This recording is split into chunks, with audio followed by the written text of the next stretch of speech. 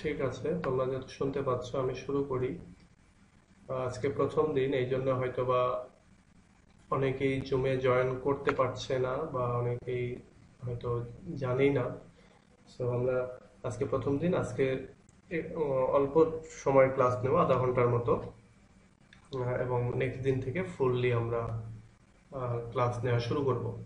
আমি গতকালকে যেটা বলেছিলাম যে আজকে থেকে তোমাদের এক্সামের যে প্রিপারেশন সেটা নেওয়া শুরু করছি আমি, এবং তোমরাও একটু সেইভাবে পড়াশোনা শুরু করো, যাতে করে আমাদের 1.5 মাস 2 মাস পর যখনই পরীক্ষা হোক না কেন আমরা যাতে পরীক্ষায় ভালো করতে পারি। তো তোমাদের এই ব্যাচে রয়েছে, এই গ্রুপে রয়েছে প্রায় 100 জনের মতো, 100 জনের কিছু বেশি। তো তার ভেতরে এই 8 জন 10 জন জয়েন আছে, আসলে এটা খুবই হতাশাজনক। যদিও আজকে প্রথমবার, এই জন্য হয়তোবা। আবার অনেকে আছে যে এই লিংকে জয়েন কিভাবে করতে হবে সেটাও বুঝতে পারছে না। তোমরাও তোমাদের সাথে যারা রয়েছে তাদের সাথে যদি কোনো কথা হয় তাহলে শেয়ার করিও। আচ্ছা, তোমাদের মাইক্রোফোনটা অফ রাখো। ফলেন সান, তুমি মাইক্রোফোনটা অফ করো।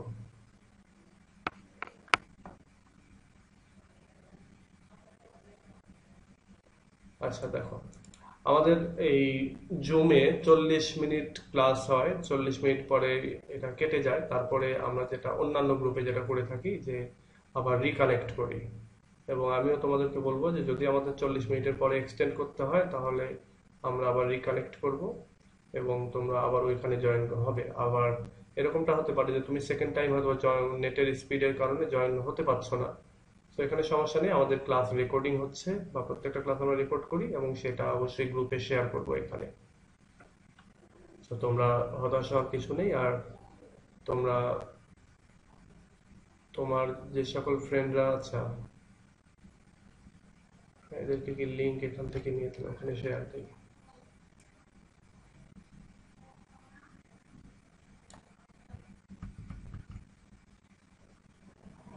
আজকে প্রথম দিন তো তাই হয়তো একটু প্রবলেম হচ্ছে।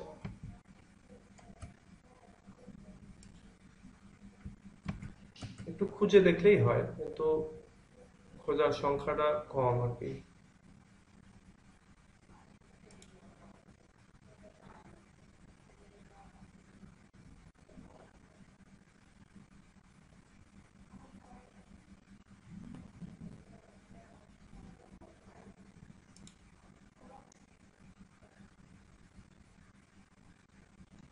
আচ্ছা, আমি দিতে থাকি। এবার অনেকেই পাচ্ছে।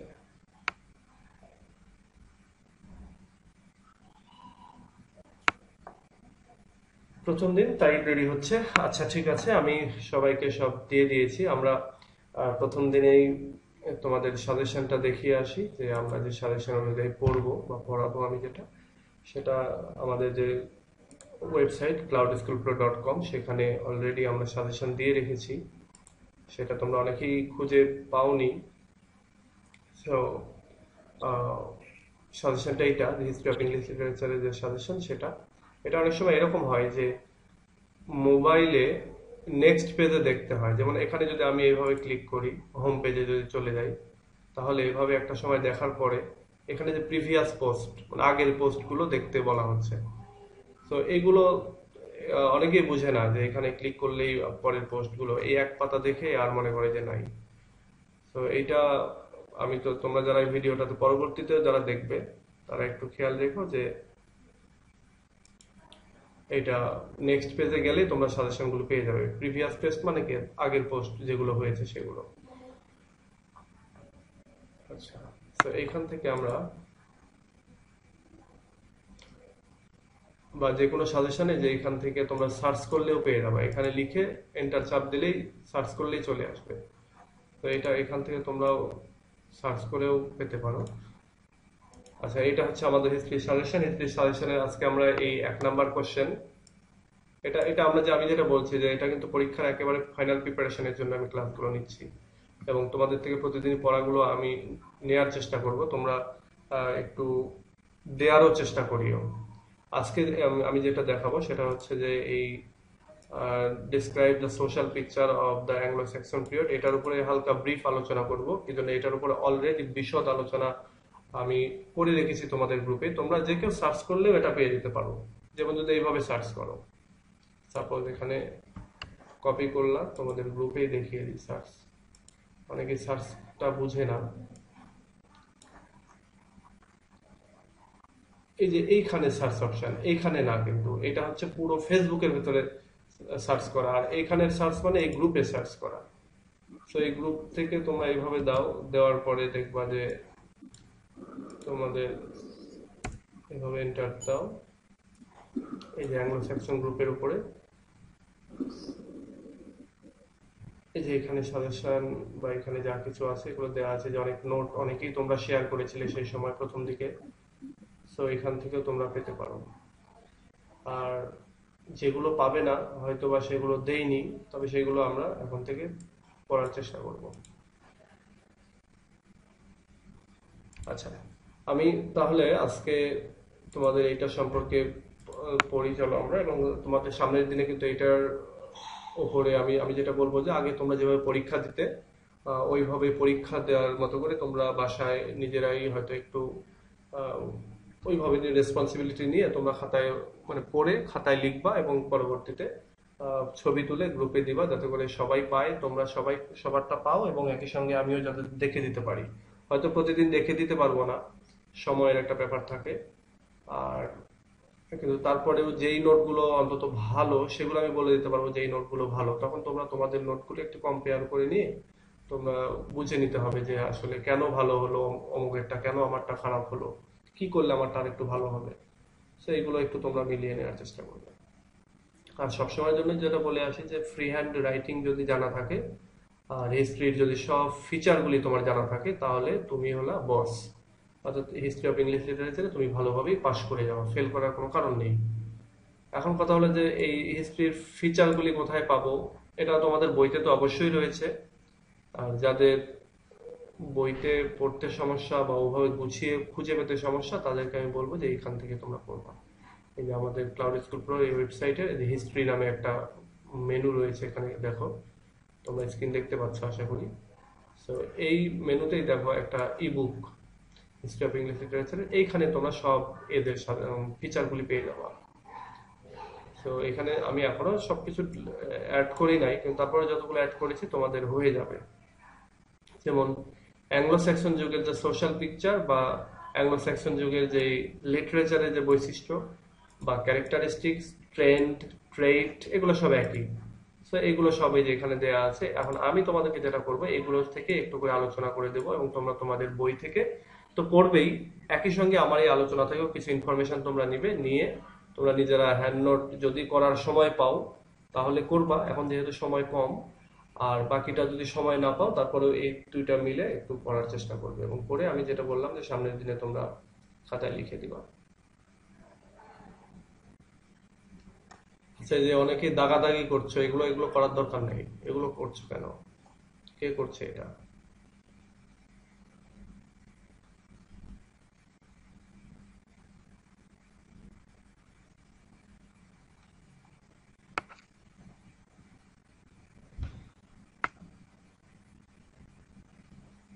আচ্ছা দেখো, শুরুতে আমরা এই ব্রড কোশ্চেনটা নিয়ে আলোচনা করি। সোশ্যাল, আচ্ছা আমি যেটা শুরুতেই বললাম যে আমরা আমাদের যে ব্রড কোশ্চেন, সেই ব্রড কোশ্চেনের এক নাম্বার যে ব্রড কোশ্চেনে যে সাজেশন দিয়েছি তার এক নাম্বার প্রশ্ন, describe the social picture of the Anglo Saxon period. Anglo Saxon পিরিয়ডের যে সোশ্যাল পিকচার, বৈশিষ্ট্য, সেই বৈশিষ্ট্যটা আমি আলোচনা করতে বলছি, বা এখানে আলোচনা করতে বলা হচ্ছে। সো ক্যারেক্টারিস্টিক্স, সোশ্যাল পিকচার, তারপরে বৈশিষ্ট্য, এগুলো সব একই।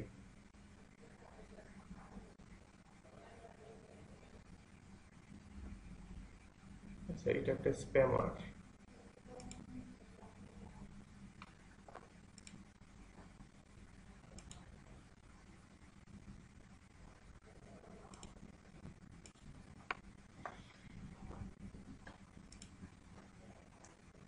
সো এখান থেকে তোমরা এই একই প্রশ্ন, একই প্রশ্নের অ্যান্সার এই যে এখান থেকে আমি আলোচনা করে দিচ্ছি। দেখো সোশ্যাল পিকচার বা এটা কি রয়েছে। তোমরা সবাই জানো যে অ্যাংলো স্যাক্সন পিরিয়ডের সবচেয়ে বড় এবং সবচেয়ে ভালো যেই স্যাম্পল রাইটিং যেটা, সেটা হচ্ছে ওই সময়ের যে এপিক একটা, সেটা হলো বিউলফ। এবং এই বিউলফ থেকে মূলত সমস্ত আহ, ওই ওই যুগের যে ফিচারগুলি সেগুলি পাওয়া যায় বেশিরভাগ, আর লিটারেচারের যে ফিচার সেগুলি। আর এছাড়াও আরো বেশ কিছু রাইটিং রয়েছে ওইখানে, যেমন কিং আলফ্রেডের ক্রনিকল রয়েছে। এছাড়াও হচ্ছে বেডে এবং ক্যাটম্যানের পোয়েট্রি আরো অনেক রয়েছে, অ্যাংলো স্যাক্সন ক্রনিকল যেটা রয়েছে সেগুলো।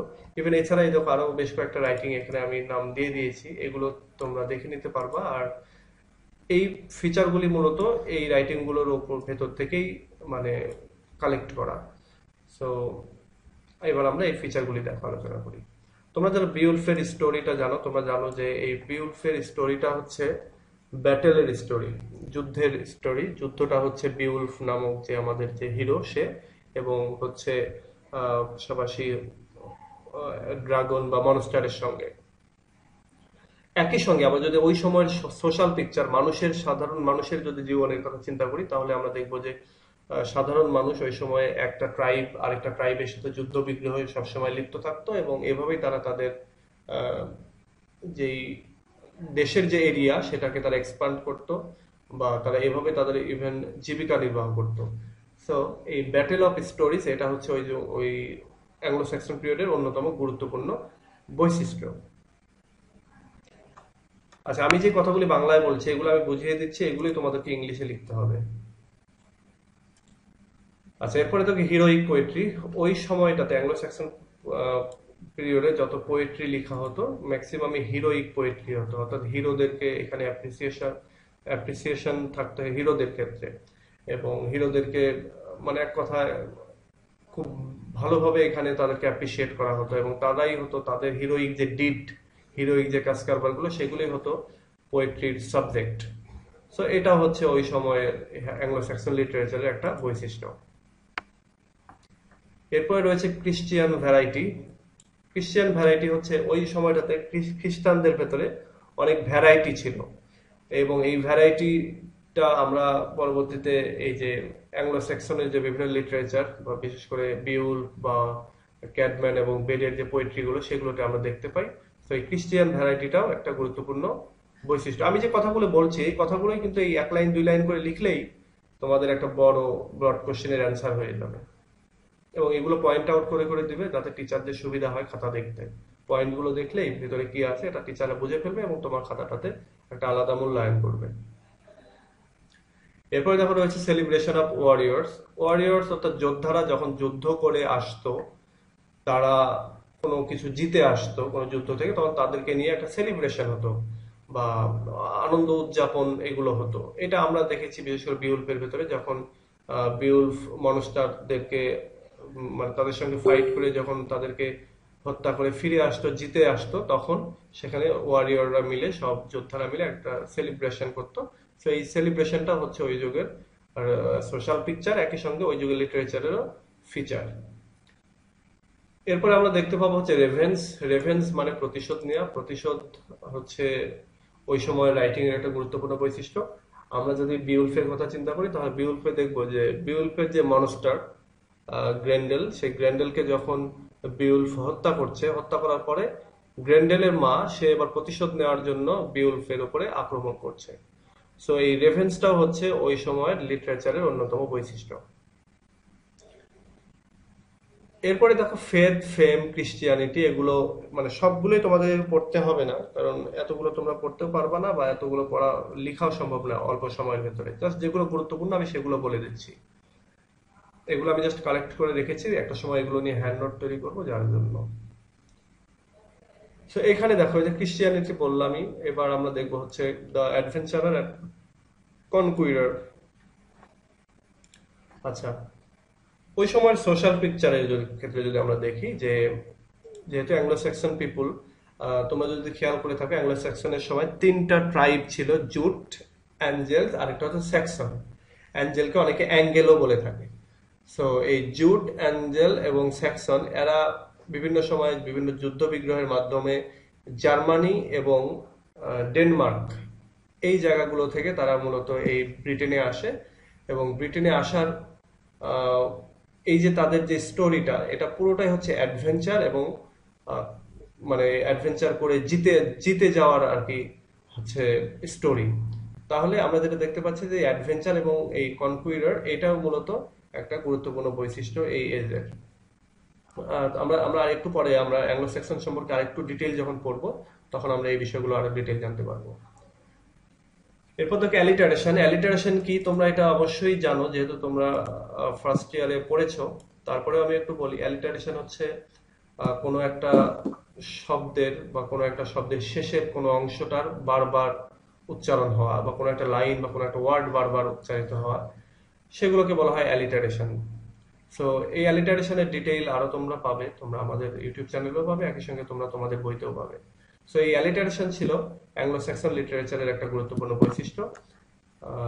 সো এটাও তোমরা তোমাদের নোটের সাথে ইনক্লুড করতে পারবা। এরপরে দেখো এলিজিয়াক এবং রিলিজিয়াস রাইটিং। অ্যাংলো স্যাক্সন লিটারেচারের যে রাইটিং গুলো, সেগুলোর ভেতরে এলিজি থাকতো, বা মিলানকোলিক যে টপিক সেগুলো থাকতো। তাদের তোমরা যদি খেয়াল করে দেখো, আবার একই সঙ্গে বলা হচ্ছে যে রিলিজিয়াস রাইটিংও থাকতো। তাদের রাইটিং এর ভিতরে ধর্মীয় অনেক বিষয় নিয়ে তারা লেখালেখি করতো। আমরা এখানে এলিজির কথা যদি চিন্তা করি, বিউলফের ভেতরে সর্বশেষে বিউলফ একজন ড্রাগনের সাথে যুদ্ধ করে, এবং সেই যুদ্ধে সে ড্রাগনকে হত্যা করার পাশাপাশি বিউলফ নিজেও মারাত্মকভাবে ইনজিউর্ড হয়, এবং এই ইনজিউরির কারণে সে মারা যায়। এবং তার পরবর্তীতে তার ফিউনারেল যে পার্টি বা যেটা হয়, সেইটাতে সেটার মাধ্যমে মূলত এই বিউলফের যে স্টোরিটা সেটা শেষ হয়। তো এইখানে একজন হিরো বা একজন কিং, সে যে মারা যাচ্ছে, সেই মারা যাওয়ার যে কাহিনীটা, সেটা অবশ্যই একটা এলিজি বা এলিজিয়াক স্টোরি। তো এই দিক দিয়ে এলিজি মূলত ওই যুগের রাইটিং এর অন্যতম বৈশিষ্ট্য। আচ্ছা, ফাহিম এবং তনিমা, তোমরা তোমাদের মাইক্রোফোনটা অফ করো। যারাই জয়েন করবে সাথে সাথে মাইক্রোফোনটা অফ করে ফেলবে। আর যখন শোনা শোনা যাবে না কিছু, তখন আমাকে নক করবে, বা তোমার যদি কোনো কিছু জিজ্ঞাসা করার থাকে তখন নক করবে।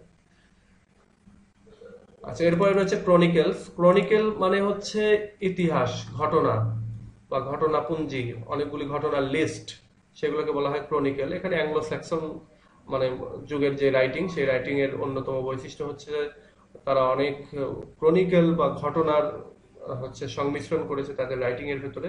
এটা যদি তোমরা খেয়াল করো, তাহলে কিং আলফ্রেডের যে গুরুত্বপূর্ণ একটা রাইটিং, অ্যাংলো স্যাক্সন ক্রনিকেলস, এটা হচ্ছে তার একটা সুন্দর এক্সাম্পল। এরপর হচ্ছে এপিক। এই যুগের রাইটাররা এপিক লিখতেন। এটার অন্যতম মানে প্রসিদ্ধ এক্সাম্পল হচ্ছে বিউলফ। বিউলফ মূলত একটা এপিক রাইটিং, এবং এপিকের যে কোয়ালিটি গুলো থাকা দরকার, তার সবগুলো কোয়ালিটি এপিক বিউলফের ভিতরে রয়েছে। সো এই এপিক রাইটিংটাও হচ্ছে ওই সময় লিটারেচারের বৈশিষ্ট্য। এরপরে আমরা আরো পাবো, যেমন লাভ পোয়েম। তারপরে হ্যাঁ, লাভ পোয়েমটা পাবো। এখানে দেখো একটা যেটা রয়েছে, দা ওয়াইফস ল্যামেন্ট।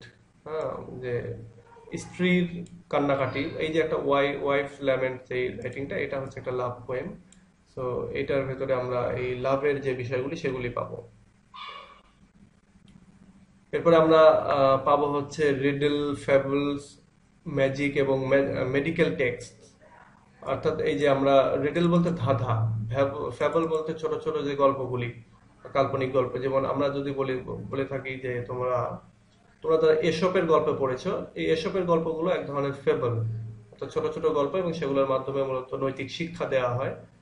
সো এই যুগের রাইটিং এর ভেতরে এই রিডল, ফেবল, ম্যাজিক এবং মেডিকেল টেক্সট। মেডিকেল টেক্সট বলতে তখনকার ওই সময় তো এখনকার মতো তো মেডিকেলের এরকম ইয়ে ছিল না। তখন গাছের লতা পাতা দিয়েই কিভাবে কি করা হতো, কিভাবে হয়তো চিকিৎসা করা হতো, সেগুলোই আর কি তাদের রাইটিং এর ভিতরে এসেছে, এবং সেগুলোকে বলা হচ্ছে মেডিকেল টেক্সট। হয়তো ওই সময় ওয়ারিয়ররা যারা যখন যুদ্ধ করতো, তারা আহত হতো, এবং সেখানে তারা কোন ধরনের গাছগাছালির ওষুধ দ্বারা ওষুধ তৈরি করে সেগুলো ইউজ করতো, সেগুলো তাদের রাইটিং এর ভিতরে এসেছে। সো এটা হচ্ছে একটা গুরুত্বপূর্ণ বৈশিষ্ট্য। এই সবগুলো একসঙ্গে লিখবে, যে রিডল, ফেবলস, ম্যাজিক এবং মেডিকেল টেক্সট, এই সবগুলো। এরপরে রয়েছে অ্যানালস। অ্যানালস মানে কাহিনী, বিভিন্ন রকমের লিজেন্ডারি যে কাহিনীগুলো, সেই কাহিনীগুলো হচ্ছে এই সময়ের রাইটিং এর ভেতরে ছিল। এরপরে বলা হচ্ছে যে prose writing, prose by anonymous. Anonymous হচ্ছে নাম প্রকাশ না করিয়া অথবা অন্য কোনো নাম দিয়ে প্রোজ লেখা হতো এই সময়টাতে। প্রোজ লেখা হতো, এটার অন্যতম একটা এক্সাম্পল সেটা হচ্ছে অ্যাংলো স্যাক্সন ক্রনিকেল। এটাই হচ্ছে সবচেয়ে বিখ্যাত প্রোজ, যেটা লিখেছেন হচ্ছে কিং আলফ্রেড তিনি। এবং ইভেন এটা বলা হয় যে king Alfred is the father of pros writing. একটা হচ্ছে ফ্রান্সিস বেকনকে তোমরা পাবা মডার্ন ফাদার বা মডার্ন প্রোজ রাইটার, যেটা 1500 সালের দিকে লিখেছেন তিনি তিনি যেগুলো সেগুলো। এবং সর্বপ্রথম যেটা প্রোজ রাইটিং সেটা হচ্ছে দ্য অ্যাংলো স্যাক্সন ক্রনিকেল, এটা কিং আলফ্রেড তিনি লিখেছেন। আসলে তিনি লিখেছেন মানে এখানে কিং আলফ্রেডের ব্যাপারে আমরা যখন পড়তে যাবো, আজকেই পড়বো, তখন আমরা এই ব্যাপারটা আরো ডিটেল জানবো। তিনি কিছুটা লিখেছেন, কিছুটা সংগ্রহ করেছেন, তার অধীনে একটা গ্রুপ এই সময়ের যে ক্রনিকেলগুলি, যে ঘটনাগুলি সেগুলো সংগ্রহ করেছে। এগুলো বিষয়গুলো আমরা জানবো এরপরে। এরপরে রয়েছে এই যে কেনিংস এর ব্যাপারটা দরকার নাই, ওরাল স্টোরি। আচ্ছা, ওই সময়ের অনেক রাইটিং গুলো হচ্ছে ওরাল স্টোরি। অনেক রাইটিং এর যে হচ্ছে সাবজেক্ট গুলি, সেগুলো মুখে মুখে অনেক যুগ, অনেক আগে থেকে, আরো অনেক আগে থেকে চলে এসেছে এবং পরবর্তীতে এগুলো তারা লিখে রাখার চেষ্টা করেছে, বিভিন্ন ম্যানুস্ক্রিপ্ট তৈরি করেছে এবং ম্যানুস্ক্রিপ্টের ভেতরে তারা রিউনিক ওয়ার্ড ইউজ করেছে। রিউনিক ওয়ার্ড এক ধরনের রিউনিক অ্যালফাবেট ইউজ করেছে, যেগুলো সব এখনকার আধুনিক ইংলিশের মতো না, বাট ওই সময়ও ওইগুলো কিছু কিছু লেটার এখনকার সাথে মিলে যায়। তো এরকম রিউনিক লেটারে তারা ম্যানুস্ক্রিপ্ট তৈরি করে তারা তাদের ওরাল স্টোরিগুলো এই অ্যাংলো স্যাক্সন পিরিয়ডটাই লেখা শুরু করেছিল। সো এই ওরাল স্টোরিগুলো, মৌখিক গল্পগুলো মূলত তাদের লিটারেচারের অন্যতম মানে সাবজেক্ট। এরপরে এই অ্যাংলো স্যাক্সন পিরিয়ডের সবচেয়ে গুরুত্বপূর্ণ যে বৈশিষ্ট্য সেটা হচ্ছে গুড ভার্সাস ইভিল, অর্থাৎ ভালো ক্যারেক্টার এবং খারাপ ক্যারেক্টারের ভেতরে যেই প্রতিযোগিতা বা যে কম্পিটিশন বা যে যুদ্ধ, যে ফাইটিং, সেটা ছিল ওই যুগের রাইটিং এর বৈশিষ্ট্য। এটা এটা শুধু ওই যুগেরই না, সব যুগেরই গুড ভার্সাস ইভিলের যে ফাইটিংটা সেটা সব সময়ের জন্য হয়ে থাকে। ইভেন তোমরা যদি আমরা আধুনিক সিনেমাগুলো, মুভিগুলো দেখে থাকি, তারপরেও সেখানেও আমরা এগুলো দেখে থাকি। তো এখানে তোমরা বিউলফের ভেতরে এই কাহিনীটি পাবা। বিউলফের যে মনস্টার বা যে ড্রাগনদের কথা বলা হচ্ছে, তারা হচ্ছে রিপ্রেজেন্টেটিভ অফ ইভিল, ইভিলদের প্রতিনিধি, এবং গুড এর প্রতিনিধি বা গুডনেস এর প্রতিনিধি হচ্ছে আমাদের হিরো হচ্ছে বিউলফ নিজেই। সো এই গুড ভার্সাস ইভিলের যে স্টোরিটা, এটা স্টোরি যেগুলো সেগুলো ওই সময়ের রাইটিং এর বৈশিষ্ট্য ছিল। এরপরে পাওয়ার অফ আন্ডারডগ দরকার নেই, এরপরে ব্রেভারি আসে। ব্রেভারি ওই সময়ের যে যারা ওয়ারিয়র বা যারা যোদ্ধা বা যারা হিরো ছিল, তারা প্রচন্ড সাহসিকতার পরিচয় দিতেন। সাহসিকতার মাধ্যমে তারা যুদ্ধ বিগ্রহ করতেন এবং জয় করে নিতেন কোনো একটা নির্দিষ্ট এলাকা বা কোনো একটা নির্দিষ্ট দেশ, এরকম। সো এই ব্রেভারিটা ওই সময়ের হিরোদের একটা বৈশিষ্ট্য ছিল বা ওই সময়ের সোশ্যাল একটা পিকচার ছিল। মানে ওই সময়ের যোদ্ধাদের একটা, যোদ্ধারা অতিমাত্রায় সাহসী ছিলেন। সো এটা একটা বৈশিষ্ট্য। এরপরে রয়েছে separation of man from his comrade in the death. এটা একটা গুরুত্বপূর্ণ বৈশিষ্ট্য। আমরা যেটা দেখবো যে বিউলফ যখন আমরা পড়তে গেছি, দেখবো যে সর্বশেষে গিয়ে বিউলফ মারা যাচ্ছে এবং তার যে সহযোদ্ধারা ছিল বা তার যে কমরেড বা সঙ্গী সাথী, তাদের থেকে তার একটা সেপারেশন হচ্ছে। সেই সেপারেশনটা হচ্ছে ওই যুগের রাইটিং এর বৈশিষ্ট্য। এটা শুধুমাত্র যে বিউলফের ক্ষেত্রে ঘটেছে তা না, এরকম আরো অনেক যোদ্ধারা যারা মারা গেছে, তারা মারা যাওয়ার মাধ্যমে তাদের সেপারেশন ঘটেছে তাদের সঙ্গী সাথীদের বা কমরেড যারা রয়েছে কমরেডদের থেকে। সো এটা হচ্ছে একটা বৈশিষ্ট্য ওই সময় রাইটিং এর। এরপরে ডিজায়ার টু ব্র্যাগ, এটা দরকার নাই। Conquest and achievement, conquest and achievement এটা তোমরা বলতে পারো। সেটা হচ্ছে যে বিভিন্ন জায়গায় যে অ্যাডভেঞ্চার এন্ড কনকুয়ার যেটা বললাম, এটা অনেকটা ওইরকমই, যে তারা বিভিন্ন জায়গায় যুদ্ধ বিগ্রহ করেছে এবং তারা অনেক কিছু জিতেছে এবং অর্জন করেছে। সো এটা হচ্ছে একটা গুরুত্বপূর্ণ বৈশিষ্ট্য। স্টোরিজ অফ ডিয়ারিং অ্যাডভেঞ্চার, এটা তো বললামই যে তারা এই যে ব্রেভারির ভেতরে যেটা বললাম, তারা অনেক অ্যাডভেঞ্চার করতো ওই সময়ের লোকজন, ওই সময়ের মানুষ। তোমরা যদি একটু খেয়াল করো যে অ্যাংলো স্যাক্সনদের যে ট্রাইব গুলো যারা জার্মানি, ডেনমার্ক বা ইভেন ইটালি থেকে যারা গিয়েছিল ওইখানে, তারপর নরওয়ে থেকে যারা ওই সময় যে মানে নর্থ সি এর মাধ্যমে যারা যাইতো, তারা সেখানে গিয়ে হচ্ছে মানে বিশাল এক সমুদ্র পথ তারা পাড়ি দিয়ে ওখানে যেত। তার মানে তারা অনেক ভয়ঙ্কর রকমের অ্যাডভেঞ্চার করেই তারা সেখানে গিয়েছিল। এরপরে এথনিক ব্যাকগ্রাউন্ড, অর্থাৎ তারা নৃগোষ্ঠী বা যাযাবর টাইপের লোকজন ছিল। এটা তো অবশ্যই, যে জুট, অ্যাঙ্গেলস বা অ্যাঞ্জেলস, আর একটা হচ্ছে স্যাক্সন, এরা সবাই ওই জার্মানি বা অন্যান্য দেশের হচ্ছে ছিল, তোমার এথনিক গ্রুপ ছিল, এবং তারা হচ্ছে তাদের জীবন জীবিকার উদ্দেশ্যেই তারা বের হয় এবং একটা সময় তারা এখানে গিয়ে পৌঁছায়, অর্থাৎ ইংল্যান্ডে গিয়ে পৌঁছায়। সো এটাও তাদের এথনিক গ্রুপ বা এথনিকদের যে স্টোরি, এগুলো ছিল তাদের রাইটিং এর বৈশিষ্ট্য। এরপরে হেমস এবং সারমন, এটা হচ্ছে তাদের রাইটিং এর বৈশিষ্ট্য। তাদের রাইটিং এর ভেতরে অনেক ধর্মীয় যে প্রার্থনা সঙ্গীত সেগুলো থাকতো, এবং তারা সেগুলোর মাধ্যমে তাদের যে হিরো বা যোদ্ধা তাদের কে নিয়ে তারা বিলাপ করত, বা তারা তাদের জন্য প্রার্থনা করত, বা তাদের সার্বিক জীবনের ব্যাপারে তারা গডের কাছে চাইতো। তো এটা হচ্ছে একটা গুরুত্বপূর্ণ বৈশিষ্ট্য। তারপরে সালমান, সেগুলো অনেকটা ওই আমাদের গজলের মতো আর কি। এরপরে ফিলিং অফ লস, যেটা এই যে ইউবি স্যান্টোপস যেটা বলা হচ্ছে, এটা ফিলিং অফ লস, এটা একটা গুরুত্বপূর্ণ বৈশিষ্ট্য। এরপরে দেখো জার্মানিক ল্যাঙ্গুয়েজ, এটা একটা খুবই পাওয়ারফুল বৈশিষ্ট্য। এটা লিখবে, আমি এখানে তো তোমাদেরকে বলে দেবো যে কোনগুলো আর কি তোমরা লিখবে। যেহেতু জার্মান থেকে ট্রাইব গুলো বেশ জুট, স্যাক্সন এবং অ্যাঞ্জেল, এই যে তিনটা ট্রাইব, তারা জার্মানির থেকেই ম্যাক্সিমাম লোকজন গিয়েছিল ইংল্যান্ডে ওই সময়। সো জার্মানির যে ল্যাঙ্গুয়েজ, সেই ল্যাঙ্গুয়েজটা অনেক প্রাধান্য পেয়েছিল সেই সময়টাতে, তাদের অ্যাংলো স্যাক্সনদের যে মানে লিটারেচার সেখানে। সো এই জার্মানিক ল্যাঙ্গুয়েজটা তাদের রাইটিং এর অন্যতম বৈশিষ্ট্য। এরপরে ন্যাশনাল এপিক, হরর থিম, এখানে আমরা হরর থিমে চলে যাই। তাদের রাইটিং এর অন্যতম বৈশিষ্ট্য ছিল হরর থিম। তোমরা যদি বিউলফের থিমের কথাই চিন্তা করো, যে ভেতরে বিউলফ আমাদের যে হিরো, সে মনস্টার, তারপরে ড্রাগন, এদের সাথে যুদ্ধ করছে।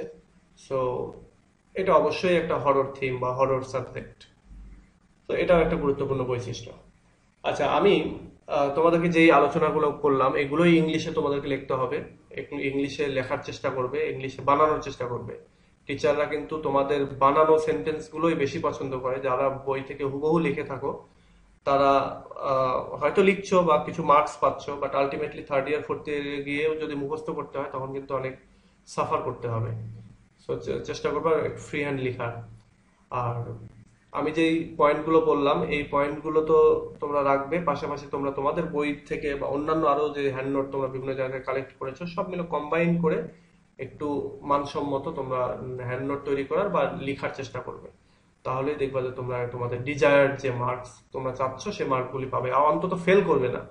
যেটা হয় যে অনেকেই, ইভেন এই যে আমি গতকালকেও মেবি একটা দিয়েছি, গতকাল বা পরশুদিন আমাদের পাবলিক গ্রুপে, যে একজন ফেল করেছে, ফেল করার পর এখন সে জানতে চাচ্ছে যে এখন কি করব।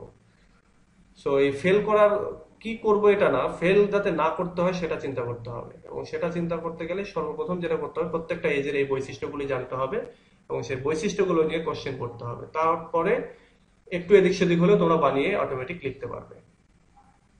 আচ্ছা, সো এই হচ্ছে আমরা অ্যাংলো স্যাক্সন যে সেই এজের যে ফিচার, সেগুলো জানলাম। এবার আমি তোমাদেরকে একটু দেখাই, সেটা হলো যে আমাদের এই লাইভটা আর 6 মিনিট পরে কেটে যাবে, এবং 6 মিনিট পরে আমরা আরেকবার রিকানেক্ট করব। এবং রিকানেক্ট যেটা করব, সেটা তোমরা ওই একই লিঙ্ক থেকে জাস্ট খালি ক্লিক করলে আবার রিকানেক্ট হয়ে যাবে। এবং তারপরে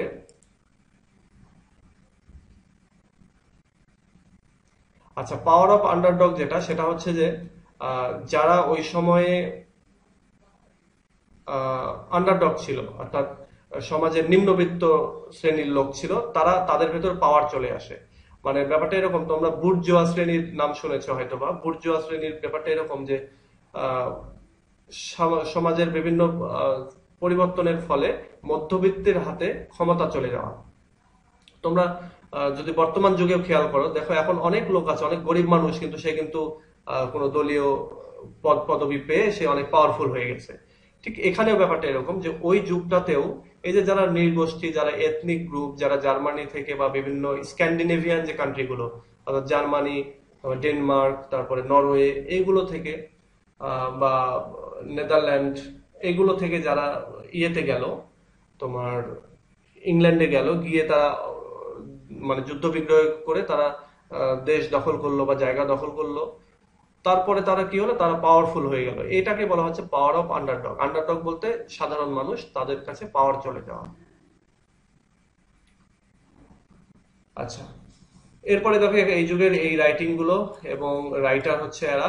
এরপরে রয়েছে Anglo Norman period. Norman period সম্পর্কে আমরা জাস্ট একটা হয়তো প্যারাগ্রাফ বা শর্ট নোট পড়বো। এটা ব্রড কোশ্চেন আসার মতো কোনো প্রশ্ন না আর কি।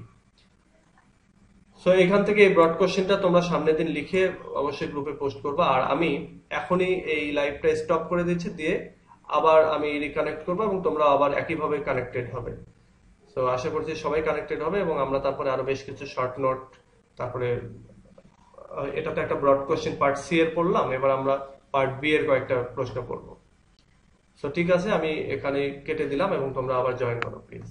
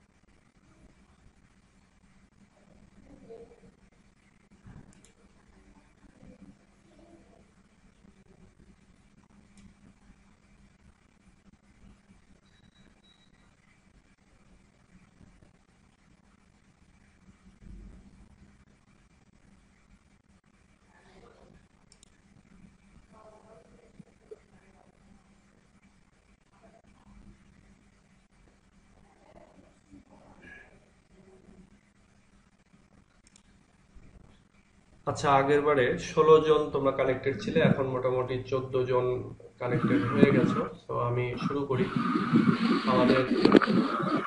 আচ্ছা, তোমরা তোমাদের মাইক্রোফোন গুলো অফ রাখো, যাতে যাদের অন আছে একটু অফ রাখো।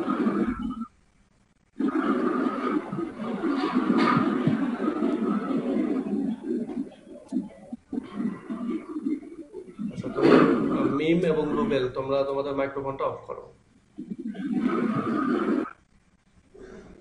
হ্যাঁ, থ্যাংক ইউ। রুবেল, তুমি তোমার মাইক্রোফোনটা অফ করো।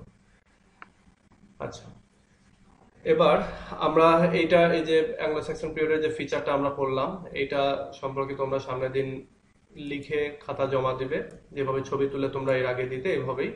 আমি সবগুলো দেখতে পারবো না, আমি আমি আগেই বলছি, সবগুলো দেখতে পারবো না, টাইমের একটা ব্যাপার থাকে। কিন্তু তারপরে যতগুলি সম্ভব, বা তোমরা যারা মনে করছো যে আমারটা একটু প্লিজ দেখে দিন, তখন আমি হয়তো তারটা ওইভাবে দেখে দেবো। কিন্তু সবগুলো তো দেখা সম্ভব হবে না। তবে তোমরা যে লিখছো, তোমরা যে প্র্যাকটিস করছো, এটা অন্তত হবে। তো তোমরা ওইভাবে লিখে জমা দিও। আর এখন আমরা যেটা করব সেটা হলো, আমরা অ্যাংলো স্যাক্সন পিরিয়ডের আমাদের যে সাজেশন, সেই সাজেশন থেকে আমরা পার্ট সি এর একটা প্রশ্ন করলাম। এবার আমরা চলে যাব পার্ট বি তে। পার্ট বি এর আমরা এই দুটা পড়ার চেষ্টা করব।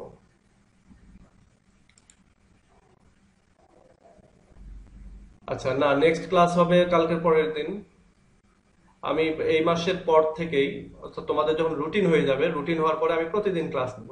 এটা শুধুমাত্র তোমাদের না, এটা যখন যাদের রুটিন হবে, রুটিনের পর থেকে প্রতিদিন ক্লাস নেব। মানে ওই গ্রুপটাকে আর কি প্রাধান্য দেয়া। তো এখন আপাতত এই একদিন পর পরই ক্লাসগুলো হতে থাকবে।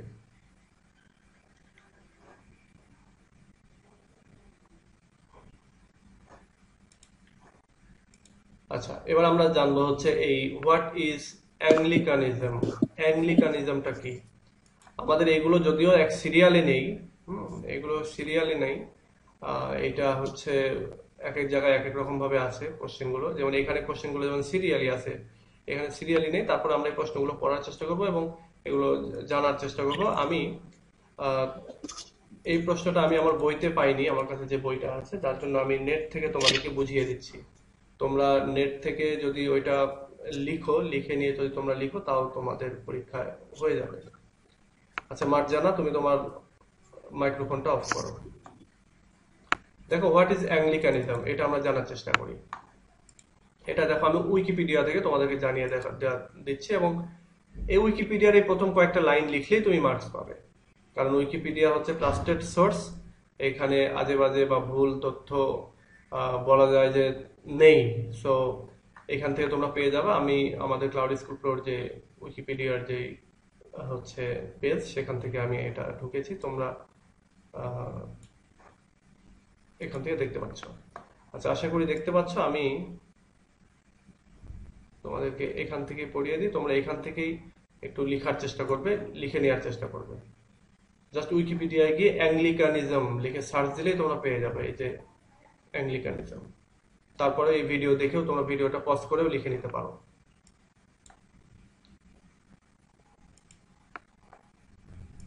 আচ্ছা, ওকে, দেখো আমরা অ্যাংলিকানিজম সম্পর্কে জানার চেষ্টা করি। বলা হচ্ছে যে Anglicanism is a western Christian tradition. অ্যাংলিকানিজমটা হচ্ছে একটা পশ্চিমা ক্রিশ্চিয়ান একটা প্রথা বা একটা tradition that has developed from the practices, যেটা প্র্যাকটিস থেকে এটা ডেভেলপ করেছে। এবং লেটার্জি হচ্ছে উপাসনা বা প্র্যাকটিস, সেখান থেকে এটা ডেভেলপ করেছে। এবং একই সঙ্গে identity of the church of England following the English reformation. অর্থাৎ ইংলিশ রিফরমেশনের পরে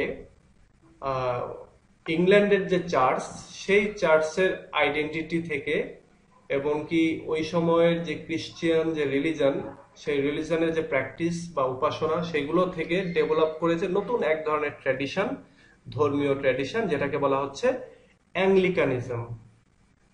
এটা হচ্ছে তোমার ডেফিনেশন বলতে পারো। স্যার রেকর্ডিং স্টার্ট করছেন? হ্যাঁ, রেকর্ডিং চলছে। ওকে ওকে। আচ্ছা আচ্ছা, থ্যাংক ইউ। মনে করাই দিবা, হ্যাঁ, এটা খুব ভালো একটা বিষয়। আর আমার বেশ কয়েকটা ক্লাস এভাবে আমি অনেক জায়গায় অনেক সময় মিসিং হয়েছে। যেমন এখন যারা নিউ সেকেন্ড ইয়ার, তাদের তো আমি সবগুলো ক্লাসই লাইভ নেই, তাদের বেশ কয়েকটা ক্লাস আমি এরকম ভাবে মিস করে ফেলেছি। তাদের প্রায় 2 মাস 2.5 মাস ধরে ক্লাস চলতেছে, 27-28টা ক্লাস হয়েছে, কিন্তু এর ভেতরেও 3-4টা ক্লাস এরকম মিস হয়ে গেছে। আচ্ছা, এবার দেখো, বলা হচ্ছে it's one of the largest branches of Protestant Christianity with around 110 million adherents at present. বলা হচ্ছে যে বর্তমানে আর কি এই অ্যাংলিকানিজম বর্তমানের চিত্র, এই এখনকার চিত্র, সেটা হচ্ছে যে এই অ্যাংলিকানিজম এটা হচ্ছে ক্রিশ্চিয়ান যে প্রোটেস্ট্যান্ট যে গ্রুপ, তোমরা জানো যে প্রোটেস্ট্যান্ট এবং ক্যাথলিক দুইটা গ্রুপ রয়েছে ক্রিশ্চিয়ানদের মধ্যে। আমাদের যেরকম মানে মুসলমানদের মধ্যে যেরকম আছে না, হানাফি, তারপরে মুহাম্মাদি, তারপরে আরো সব কি সালাফি, আরো অনেক কিছু আছে, ঠিক ওদের ভেতরে এরকম আর কি। তো ওইটার ভেতরে এই প্রোটেস্ট্যান্টদের মধ্যে আবার আলাদা ব্রাঞ্চ রয়েছে, এবং সেই ব্রাঞ্চগুলির মধ্যে এটা হচ্ছে সবচেয়ে বড় একটা ব্রাঞ্চ, অ্যাংলিকানিজম। এবং তাদের মেম্বার সংখ্যা, অ্যাডিয়ারেন্ট মেম্বার সংখ্যা, অর্থাৎ অনুগত মেম্বার সংখ্যা হচ্ছে প্রায় 110 মিলিয়ন। তাহলে আমরা বলতে পারি যে 10 মিলিয়নে হয় হচ্ছে 1 কোটি, তাহলে এখানে প্রায় 11 কোটি 11 কোটি লোক রয়েছে বর্তমানে এই অ্যাংলিকানিজম এই ট্র্যাডিশনে বিশ্বাসী। আচ্ছা, এরপরে দেখো যে আমরা আর 2-3 লাইন আমরা পড়বো এইটার উপরে, তাহলে মোটামুটি এই 2-3 লাইন এটুকু লিখলেই তোমরা এখান থেকে একটা ভালো মার্কস পেয়ে যাবে। দেখো, অ্যাডিয়ারেন্টস অফ অ্যাংলিকানিজম আর কল্ড অ্যাংলিকানস। বলা হচ্ছে যে এই যে যারা অ্যাংলিকানিজমের অনুগত অর্থাৎ অ্যাডিয়ারেন্ট যারা আছে তাদেরকে বলা হয় অ্যাংলিকানস। দে আর অলসো কল্ড এপিস, আচ্ছা এটার প্রোনাউন্সিয়েশনটা হচ্ছে এপিস্কোপ্যালিয়ান্স। এই এপিস্কোপ্যালিয়ান্স যারা রয়েছে তাদেরকে মানে এপিস্কোপ্যালিয়ান্সও বলা হয় ইন সাম কান্ট্রিজ, কিছু কিছু দেশে তাদেরকে এপিস্কোপ্যালিয়ান্সও বলা হয়ে থাকে। The majority of Anglicans are members of national and regional ecclesiastical provinces. বলা হচ্ছে যে এই যে মেজরিটি অফ অ্যাংলিকান যারা রয়েছে তারা হচ্ছে সদস্য বিভিন্ন জাতীয় এবং রিজিওনাল যে ইক্লেসিয়াস্টিক্যাল যে প্রভিন্স যেগুলো রয়েছে, ধর্মীয় যে প্রদেশগুলি রয়েছে সেগুলোর মেম্বার তারা of the international Anglican communion. অর্থাৎ ইন্টারন্যাশনাল অ্যাংলিকান একটা কমিউনিয়ন রয়েছে বা একটা সংঘ বা সংস্থা রয়েছে, এবং তারা তাদের হচ্ছে যে সদস্যরা অ্যাংলিকান যারা তারা হচ্ছে মোটামুটি সবাই এই হচ্ছে ধর্মীয় যে বিভিন্ন প্রভিন্স বা প্রদেশ এগুলো রয়েছে সেগুলোর সদস্য বা সেগুলোর member. Which forms the third largest Christian communion in the world. এবং বলা হচ্ছে যে এই যে অ্যাংলিকান কমিউনিয়ন যেটা যে একটা সংস্থা বা যে সংঘ, এটা হচ্ছে পৃথিবীতে খ্রিস্টিয়ানদের সবচেয়ে বড় যেই হচ্ছে সংস্থাগুলি রয়েছে তার মধ্যে third, and after the Roman Catholic Church and the Eastern Orthodox Church। তাহলে বলা হচ্ছে সবচেয়ে বড় কোনটা? সবচেয়ে বড় হচ্ছে রোমান ক্যাথলিক চার্চ এর আন্ডারে যে খ্রিস্টানরা রয়েছে তারা, তারপরে রয়েছে ইস্টার্ন অর্থোডক্স চার্চ যেটা সেটা, এরপরে থার্ড নাম্বারটাই হচ্ছে অ্যাংলিকান কমিউনিয়ন বা অ্যাংলিকানিজমের যারা বিশ্বাসী তারা। এই হচ্ছে অ্যাংলিকানিজমের উপরে হচ্ছে তোমার একটা ব্রিফ একটা আলোচনা। আর তোমরা যারা আরো বেশি করে পড়তে চাও, বেশি করে লিখতে চাও, তারা এখান থেকে পুরোটাই লিখতে পারো, আমি আর বাকিটুকু পড়ে দিচ্ছি না, তোমরা তোমাদের বই থেকে পেয়ে যাবা। আচ্ছা, এখানে অর্থোডক্স, অর্থোডক্স মানে হচ্ছে সনাতন, মানে আদিম, আদি। অর্থোডক্সের আরো অনেক মিনিং রয়েছে। অর্থোডক্স মানে হচ্ছে এটা এটা ক্রিকেটের ভাষায় বলা হয় যে অর্থোডক্স বোলার, অর্থোডক্সের গোড়া যারা মানে একেবারে মৌলবী টাইপের আর কি বলা যায়, যেটা মৌলবাদী আর কি তাদেরকে বলা হয়। তো যারা মৌলবাদী তাদেরকে কিন্তু মৌলবী বলা হয়। আমাদের ইংলিশে মানে আমাদের ধর্মে অনেক সময় বলে না যে ইসলাম ধর্মে যে মৌলবী, মৌলবী মানে হচ্ছে যারা মূলকে রুটকে যারা বিশ্বাস করে তাদেরকে বলা হয় মৌলবী। তো এই অর্থোডক্সরা হচ্ছে সেই মৌলবী অর্থাৎ সনাতনে বিশ্বাসী। আচ্ছা, এই হচ্ছে অ্যাংলিকানিজম। অ্যাংলিকানিজমের এইটুকু লিখলে মোটামুটি তোমরা একটা ভালো মার্কস পেয়ে যাবা। আর যদি পরীক্ষায় আসে আর কি, আর যদি পরীক্ষায় না আসে তারপরে তোমাদের জানা হয়ে থাকলো, এটা ইম্পর্টেন্ট যেটা আমরা সাজেশনে দিয়েছি।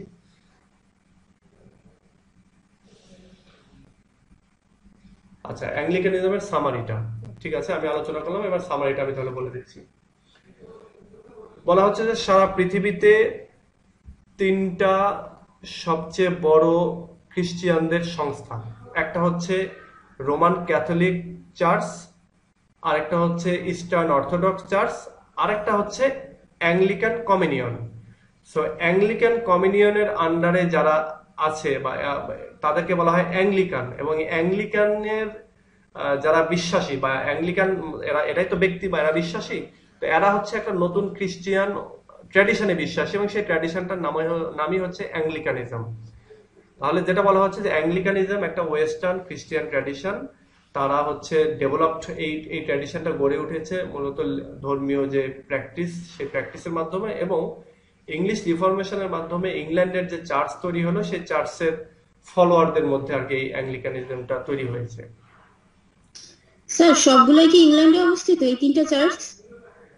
না, এটা হচ্ছে রোমান ক্যাথলিক, এটা হচ্ছে তোমার ইটালিতে। আর আচ্ছা, ইস্টার্ন, ইটালিতে যেটা প্রথমটা সেটা তো ইটালিতে রোমান লেখাই আছে, হ্যাঁ তারপরের হ্যাঁ। গুলো ইংল্যান্ডে।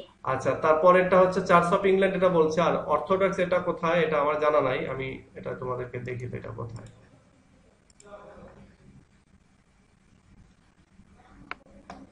Eastern Orthodox officially the second largest Christian church with approximately 220 million Baptist members রয়েছে এদের। এবং এদের চার্চ হচ্ছে church central doctrine govern authority Rome, মানে এদের অবস্থান হচ্ছে সম্ভবত রোম। আবার এখানে বলতেছে কনস্টান্টিনোপল। স্যার তাহলে ওখানে যে লেখা ছিল 1 না, 110 মিলিয়ন। 110 মিলিয়ন ওটা হচ্ছে তোমার অ্যাংলিকান চার্চের আন্ডারে, ওরা হচ্ছে থার্ড আচ্ছা, গ্রুপ। আর এই যে অর্থোডক্স এরা হচ্ছে অর্থোডক্সটা সেকেন্ড। মেবি তুর্কিতে অবস্থিত। জি, কোথায়? তুর্কিতে মেবি মানে সাইটে যে পিকচার আছে ওটার আচ্ছা, নিচে তো ইস্তানবুল তুর্কি লেখা। ও আচ্ছা আচ্ছা, এখানে হ্যাঁ, এই যে কনস্টান্টিনোপল যেটা বলছে, কনস্টান্টিনোপল হচ্ছে বর্তমান তুর্কি। টাইপ চার্চ, আচ্ছা ফাউন্ডার অরিজিন, এখানে তুর্কি কোথায় দেখলা তুমি? স্যার ওই পিকচারটার নিচে, হ্যাঁ ওই আচ্ছা এই যে ছবিটার হ্যাঁ, নিচে। সেন্ট জর্জ সিটাডেল ইস্তাম্বুল তুর্কি, হ্যাঁ এইখানে তাহলে তুর্কিস্তানের হচ্ছে তাদের চার্চ। এই তো তুমি একটা ভালো ইনফরমেশন এখান থেকে দেখে ফেলেছো। আচ্ছা, স্যার তাহলে এক একটা চার্জের পিছনে মানে মিলিয়ন মিলিয়ন মানুষ যে আছে তার এক একটা দেশে এক একটা, না সবকিছু মিলায় যে এখানে লেখা আছে 220 মিলিয়ন না এখানে 200, মেম্বার্স? এক এক দেশে এক এক রকম, মানে এক এক দেশে না ঠিক, এক একটা ইয়েতে বিশ্বাসী। যেমন অর্থোডক্সে বিশ্বাসী লোক হচ্ছে 220 মিলিয়ন। 220 মিলিয়ন মানে আচ্ছা বলতে আচ্ছা পারো হচ্ছে 22 কোটি লোক। এরপরে থার্ড যেটা হচ্ছে আমাদের অ্যাংলিকানিজম, ওখানে হচ্ছে 110, তার মানে ওখানে 11 কোটি লোক। আর আরেকটা যেটা আমরা যদি একটু ব্যাক করি, আচ্ছা এটা ব্যাক করতে হবে, ব্যাক করা যাবে না নাকি?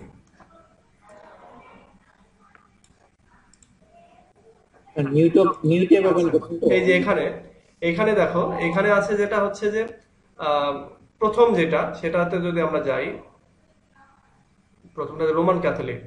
রোমান ক্যাথলিকটা যদি আমরা যাই তাহলে আমরা দেখবো হচ্ছে এদের সংখ্যাটা দেখতে পাবো 1.3 বিলিয়ন।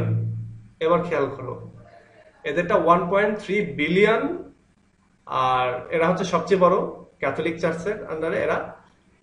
এরপরে রয়েছে অর্থোডক্স, এরা হচ্ছে 220 মিলিয়ন। এরপরে রয়েছে 110 মিলিয়ন, এরা হচ্ছে থার্ড। এই অ্যাংলিকান যারা রয়েছে তারা, তাদের সংখ্যাটা আর কি।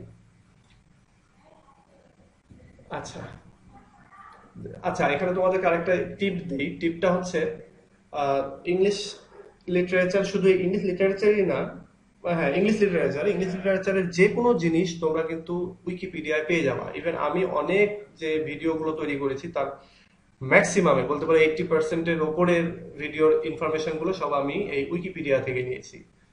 সো এই উইকিপিডিয়া হচ্ছে একটা গ্রেট সোর্স। দেখো এখান থেকে জাস্ট তোমরা এই যে প্রোটেস্ট্যান্ট রিফরমেশন কারা, আবার এটা ওপেন করে তোমরা পড়ে ফেলতে পারবা। জাস্ট শুধু এগুলো একটু একটু করে দেখে দেখে পড়ে ফেলতে হবে। এই যে আরো অনেক এই যে এগুলো রয়েছে, আমেরিকান রিভলিউশনটা কিভাবে হচ্ছে, ব্রিটিশ নর্থ আমেরিকা, এই জিনিসগুলো তোমরা এইভাবে পড়ে ফেলতে পারো। আচ্ছা এবার আমরা ব্যাক করি, অ্যাংলিকানিজম নিয়ে আর এত আলোচনা না করি এবার। আচ্ছা নিচেই থাক। এবার আমরা যাব হচ্ছে আমাদের আরো একটা, যে what do you know about King Alfred. Sir এক মিনিট, পার্ট বি এর কোশ্চেন গুলো আমরা কত লাইনের মধ্যে শেষ করে দিব এক্সাম হলে? পার্ট বি তে? জি। আচ্ছা এটা ডিপেন্ড করে, এটা টপিকের উপরে ডিপেন্ড করে। এমন অনেক ব্রড কোশ্চেনের প্রশ্ন তোমার আসবে হচ্ছে পার্ট বি তে, তখন দেখা যায় ওই প্রশ্নগুলো একটু বড় করে লিখতে হবে। আবার এমন অনেক দেখা যায় ব্রিফ কোশ্চেনের প্রশ্ন তোমাকে দিয়ে দিলে হচ্ছে পার্ট বি তে। যেমন এইটাই ধরো, হোয়াট ইজ অ্যাংলিকানিজম, তুমি তো এই যে এইখান থেকে এই প্রথম লাইনটা দিয়ে দিলে হয়ে যায় 1 মার্কের কোশ্চেন, এই প্রথম লাইনটা দিলেই হয়ে যায়। এটা যদি তোমার হচ্ছে বা ইভেন তোমরা যদি আরো কম করতে চাও তাহলে এইটুকু দিলেও হয়ে যাবে তোমার যদি ব্রিফে আসে। বাট যখন পার্ট বি তে আসবে তখন তো বেশি মার্ক, তখন তোমাকে একটু বড় করতে হবে, এরকম মানে এটা ডিপেন্ড করবে সবসময়ের জন্য। আবার যদি কখনো অ্যাংলিকানিজমের উপরে যদি এটা চলে আসে, সাপোজ এটা এটা আসবে না কখনোই, যদি চলে আসে ধরো হয়তো এটার উপরে ব্রড কোশ্চেন আসলো, তখন তোমাকে ব্রডের আন্ডারে অর্থাৎ তোমার 10 মার্কের আন্ডারে তোমাকে ওইরকম বড় করতে হবে। মানে এটা ডিপেন্ড করবে তোমার তো কতটুকু হচ্ছে তোমার লিখতে হবে সেটার উপরে। এটার কোনো নির্দিষ্ট মাপ নেই যে কতটুকু লিখতে হবে। যেমন তোমরা যখন 3rd ইয়ার উঠবে তখন তোমরা একটা মানে বিষয় পাবে, সেটা হচ্ছে লিঙ্গুইস্টিক্স। ওখানে অনেক সময় এই 2 লাইন লিখেই তোমরা 4 মার্কের মার্কস পেয়ে যাবে, মানে অনেকটা অঙ্কের মতো মার্কস আসবে। আবার অনেক প্রশ্ন আছে যে অনেক বড় লিখতে হচ্ছে ব্রিফ কোশ্চেনের জন্য, 1 মার্কের জন্য। তো এটা ডিপেন্ড করে এগুলো তথ্যের উপরে। আচ্ছা, এবার আমরা চলে যাই হচ্ছে what do you know about King Alfred. King Alfred সম্পর্কে তোমরা কি জানো সেই ব্যাপারে আমরা আলোচনা করি। কিং আলফ্রেড সম্পর্কে আলোচনা করার জন্য আমি তোমাদের গ্রুপে স্ক্রিনশট দিয়েছি, স্ক্রিনশট বলতে পিক তুলে দিয়েছি আর কি। এটা আমরা দেখে আসি, সেখান থেকে আমি একটু বুঝিয়ে দেওয়ার চেষ্টা করি। আর আজকে টাইমটা কম আছে, কি জন্য আমাদের শুরুতে একটু জয়েন করতে দেরি হয়েছে, আমিও দিতে একটু দেরি করেছি হয়তো। আমরা সামনের দিন থেকে যেটা করব যে 5 মিনিট, 9টার 5 মিনিট আগেই আমি দিয়ে দেব লিংক, এবং তোমরা সেখানে জয়েন করতে থাকবে। জাস্ট আমরা 9টা থেকে শুরু করে দেব। আচ্ছা, এই যে এখানে দেখো এই জিনিসগুলো তোমাদেরকে পড়ে ফেলতে হবে। এইগুলো খুবই ইজি ভাষায় দেয়া আছে, যে অ্যাংলো স্যাক্সনের উপরে শর্ট নোট, এগুলো খুবই ইজি ভাষায় দেয়া আছে, এইটা তোমাদেরকে পড়ে ফেলতে হবে। এরপরে রয়েছে বিউলফ, বিউলফের উপরে শর্ট নোট, এইটা রয়েছে। এরপরে দেখো এই যে বিউলফ সম্পর্কে তোমরা জানতে চাও, এই বিউলফের উপরে শর্ট নোটটা পড়লেই তোমার হয়ে যাবে। তারপরে এখান থেকে তোমরা পড়বা হচ্ছে হোয়াট ডু ইউ নো। আচ্ছা, এটা না, পরেরটা এই যে write a note on king Alfred, এইটা তোমরা এখান থেকে পড়বা, পুরোটা লিখতে হবে না, এই শুধু প্রথম একটু লিখলেই হবে কিং আলফ্রেডের সম্পর্কে, বা এইটুকু পড়ে তোমরা এইটুকুর সামারিটা নিজের ভাষায় লিখবা, তাহলেই হয়ে যাবে। একটা জিনিস মাথায় রেখো, অনেক সময় এরকমটা হয় যে আমি তো লিখতে গেলে আমার গ্রামার ভুল হয়, তাই লিখতে চাই না বা লিখতে পারি না। ভাই, ভুল হবেই শুরুতে। প্রথম দিন দেখবা 50টা 100টা ওয়ার্ড লিখেছো 100টার ভেতরে, বা 100টা সেন্টেন্স লিখেছো, দেখবা 80টা সেন্টেন্সে ভুল হচ্ছে। পরে আবার 100টা লিখছো, দেখবা 70টা। এভাবে হতে হতে একটা সময় দেখবে যে ভুল কমে গেছে বা ভুল হচ্ছেই না। তো লিখতে হবে, যত লিখবা তত ভুল কমে আসবে। তো এখানে কিং আলফ্রেড সম্পর্কে এখানে তোমরা তথ্য পাবে। আমি এটা একটু করে দেই, যেহেতু আমাদের এই প্রশ্নটাই এখন আমরা করতে চাচ্ছিলাম। দেখো, King Alfred is claimed to be the father of English prose. এই কিং আলফ্রেডকে বলা হয় ফাদার অফ ইংলিশ প্রোজ। তোমাদের জন্য আরেকটা টিপ, যদি তোমাদের পরীক্ষায় কখনো আসে who is the father of English pros, who is the father of English poetry বা ইংলিশ নোভেল, ইংলিশ ড্রামা, যদি তোমার অপশন থাকে তাহলে তুমি এই প্রশ্নগুলোর অ্যান্সার করবা না, তুমি অন্যগুলোর অ্যান্সার করবা, যদি অন্যগুলো পারো আর কি। কারণ এই প্রশ্নগুলো সবসময়ের জন্যই একটু কনফিউজিং হয়। কেউ বলবে ফাদার অফ ইংলিশ প্রোজ হচ্ছে ফ্রান্সিস বেকন, কেউ বলবে আলফ্রেড কিং, তারপরে কেউ বলবে পোয়েট্রির ফাদার চসার, কেউ বলবে আরেকজন, মানে এরকম উল্টাপাল্টা আছে, এক এক বইতেও এক এক রকমের। তো এগুলো সবসময় যেন অ্যাভয়েড করার চেষ্টা করবা, যদি অপশন থাকে, আর যদি না থাকে তখন দিয়ে দিবা। তো বলা হচ্ছে কিং আলফ্রেড, তিনি তার কথা বলা হচ্ছে যে Alfred when he became the king of Wessex found the people of the country ignorant. তিনি যখন উইসেক্স এর কিং হলেন তখন তিনি দেখলেন যে তার দেশের লোকজন হচ্ছে ইগনোরেন্ট, অজ্ঞ, অশিক্ষিত। After establishing piece and order in the country he applied himself to the task of educating the people. আচ্ছা, তারপরে তিনি যখন দেশের শাসনভার নিলেন, শাসনভার নেওয়ার পরে তিনি হচ্ছে তার দেশে একটু পিস এবং অর্ডার অর্থাৎ শান্তি শৃঙ্খলা প্রতিষ্ঠা করার পরে তিনি মানুষদেরকে শিক্ষিত করার চেষ্টা করলেন। He supervised the translation of many Latin books into English prose. তিনি তার সুপারভিশনে, তার আন্ডারে অনেক ল্যাটিন বুক বলতে যেটা হচ্ছে ল্যাটিন আমেরিকা তোমরা চিনো কিনা, যেমন Brazil, Argentina, Paraguay, Uruguay, Chile, এগুলো হচ্ছে ল্যাটিন আমেরিকা, অর্থাৎ দক্ষিণ আমেরিকা যেটা, সেটাকে বলা হচ্ছে ল্যাটিন আমেরিকা। মাঝখানের আমেরিকাকে বলা হয় হচ্ছে ক্যারিবিয়ান অঞ্চল, এবং বা যেটাকে বলা হয় ওয়েস্ট ইন্ডিজ, আমরা যেটা বলতে পারি আর কি, ওয়েস্ট ইন্ডিজ না, মানে ক্যারিবিয়ান অঞ্চল। এবং উত্তর আমেরিকাতে হচ্ছে তোমার কানাডা, মেক্সিকো এবং হচ্ছে ইউএসএ। তো এগুলো একটু মাথায় রাখার চেষ্টা করবো সবসময়, যারা হচ্ছে ম্যাপ সম্পর্কে ভালো ধারণা আছে তারা জানো। তো বলা হচ্ছে এই ল্যাটিন অঞ্চলের যেই বইগুলো সেগুলো তিনি ইংলিশে ট্রান্সলেট করানোর ব্যবস্থা করেন, তার আন্ডারে, তার সুপারভিশনে এটা করা হয়। The 5 important translations either done by himself, বলা হচ্ছে তিনি 5টা ইম্পর্টেন্ট ট্রান্সলেশন করেন। বলা হচ্ছে এগুলো হয় তিনি নিজে করেন, নতুবা তার গাইডেন্সে লোকজন আর কি এটা ট্রান্সলেশন করেন, অথবা প্যাস্টোরাল কেয়ার অফ পোপ গ্রেগরির একটা বিশেষ কেয়ারে এগুলো হচ্ছে ট্রান্সলেট হয়। এবং সে 5টা বই কোনগুলো, এই যে নিচে দেয়া আছে।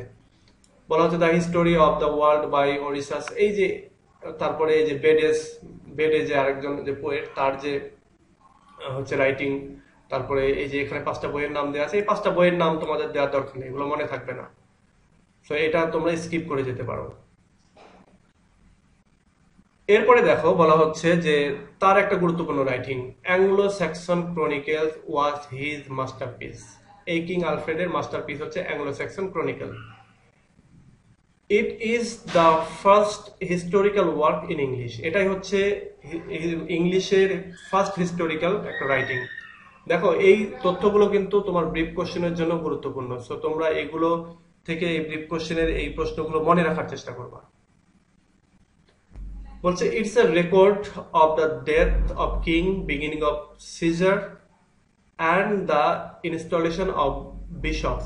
বলা হচ্ছে এই যে অ্যাংলো স্যাক্সন ক্রনিকেল, এই অ্যাংলো স্যাক্সন ক্রনিকেলের ভিতরে কি আছে? বর্তমানে আমাদের যে হিস্টোরির বইগুলো হয় সেগুলো একেবারে তারিখ থেকে শুরু করে সব কিছু দেয়া থাকে, তখনকার তো আর এত এইভাবে তো আর লেখা হয়নি, তখন যেহেতু কেবল হিস্ট্রি লেখা শুরু হয়েছে। সো সেই সময় তাদের এই যে অ্যাংলো স্যাক্সন ক্রনিকেল, এখানে কিং আলফ্রেড তিনি লিখতেন হচ্ছে রাজারা কখন মারা যাচ্ছে সেই রেকর্ডটা তিনি রাখতেন। এবং সিজার হচ্ছে ওই সময়ের রাজাদের আর কি একটা উপাধি, বা সমাজের এক ধরনের উচ্চবিত্ত যারা লোক তাদের, মানে নাইট যেরকম মধ্যযুগীয় যে একটা উপাধি আছে নাইট, ঠিক এরকম সিজার, ওই সময়ের সিজার শ্রেণীর বিগিনিং হয়। সো এই শ্রেণীর সম্পর্কে তিনি লিখে রাখতেন। এবং একই সঙ্গে ওই সময় বিশপ যারা ধর্মীয় যাজক বা বিশপ শ্রেণী, তাদের যে সূচনা, সেই সূচনাটা হয় এই সময়টাতে। সো এই রেকর্ডগুলো তিনি ওই বইতে রাখতেন। বলা হচ্ছে it's the oldest documents of English pros recording, এটা হচ্ছে সবচেয়ে পুরাতন ইংলিশ প্রোজ রেকর্ডিং এর সবচেয়ে পুরাতন হচ্ছে রেকর্ড বুক, এই অ্যাংলো স্যাক্সন ক্রনিকেল।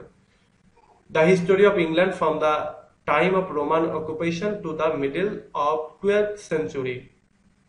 এবং এই বইটাতে যে রোমানরা যখন ইংল্যান্ডকে দখল করে নেয় সেই সময় থেকে শুরু করে 12 শতক পর্যন্ত, 12 শতকের মিডিল পর্যন্ত, মানে 11.5 সাল পর্যন্ত আর কি। 12 শতক বলতে 11 সাল যেটা, সেটাকে বলা হয় 12 শতক।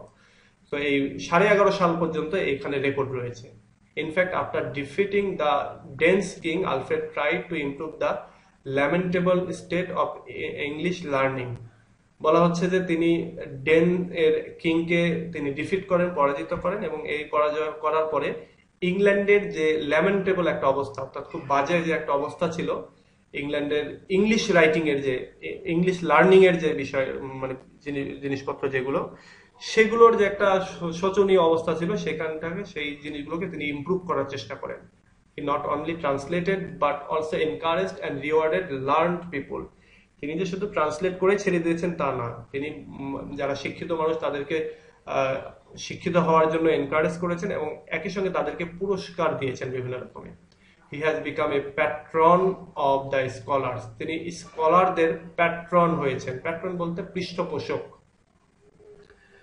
এই শব্দটা খুবই আধুনিক ইংলিশে খুবই জনপ্রিয় একটা শব্দ, সেটা হচ্ছে প্যাট্রন, এটা তোমরা মাথায় রেখো। তো এই প্যাট্রন শব্দটা হচ্ছে মানে এই কিং আলফ্রেড তিনি ওই সময়ের স্কলারদের পৃষ্ঠপোষক ছিলেন। তিনি মানে এদেরকে আর কি বিভিন্নভাবে সহযোগিতা করতেন, হেল্প করতেন। His translation made great contribution to literature. তার এই যে অ্যাংলো স্যাক্সন ক্রনিকেল এবং অন্যান্য যে ল্যাটিন বই বা যে ট্রান্সলেশনগুলি সেগুলো ইংলিশ লিটারেচারের ক্ষেত্রে বেশ ভালো রকমের একটা কন্ট্রিবিউশন রাখে। ইন রিগার্ড আচ্ছা in regards styles Alfred's prose style was highly Latinized. বলা হচ্ছে প্রোজ স্টাইলের কথা যদি আমরা চিন্তা করি তাহলে আলফ্রেডের যে প্রোজ স্টাইল সেটা হচ্ছে ল্যাটিনাইজড ছিল, অর্থাৎ তিনি যেহেতু ল্যাটিনদের বইগুলো ট্রান্সলেট করেছেন, সো তার যে বইগুলো সেগুলো স্টাইলটা হচ্ছে ল্যাটিনাইজ ছিল। তোমরা যারা ফার্স্ট ইয়ারে ফ্রান্সিস বেকনের প্রোজ স্টাইল পড়েছো তারা জানো যে প্রোজ স্টাইল জিনিসটা কি। সো এই প্রোজ স্টাইলটা, তার প্রোজ স্টাইলটা ছিল, আলফ্রেডের প্রোজ স্টাইলটা ছিল ল্যাটিনাইজ, ল্যাটিনদের মতো।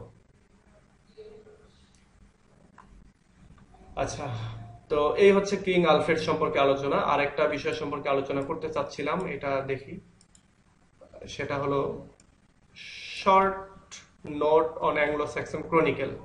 অ্যাংলো স্যাক্সন ক্রনিকেলটার ভেতরে কি রয়েছে এবং তিনি কতটুকু কি লিখেছিলেন এই বিষয়টা নিয়ে একটু আলোচনা। এটা অনেক সময় তোমাদের পরীক্ষায় চলে আসতে পারে।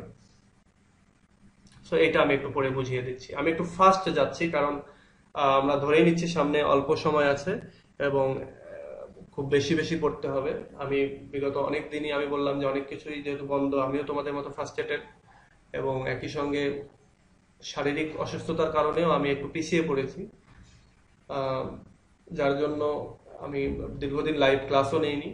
এবং এখন থেকে আমি চেষ্টা করবো তোমাদের পরীক্ষার আগ পর্যন্ত যত বেশি পারা যায়, যত যেভাবে পারা যায় তোমাদেরকে এঙ্গেজ রাখা পড়াশোনার মধ্যে আর কি। এখন আমি new first year, new second year এবং তোমরা ওল্ড সেকেন্ড ইয়ার তাদের লাইভটাই নিচ্ছি। থার্ড ইয়ারের যখন সবকিছু শুরু হবে তখন থার্ড ইয়ার আবার শুরু করবো।